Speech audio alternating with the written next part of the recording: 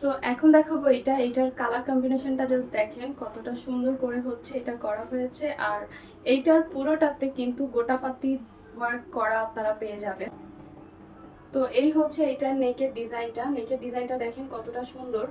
আর পুরোটাতে খুবই সুন্দর করে হচ্ছে উলসুতার কাজ আছে, প্লাস স্টোনেরও কিন্তু ছিটা আপনারা এটাতে পেয়ে যাবেন। কালার কম্বিনেশনটা অনেক বেশি সুন্দর, পুরোটাতে খুবই গর্জিয়াস করে হচ্ছে ছিটা করা আছে, স্টোন ওয়ার্ক ছিটা করা। আর এই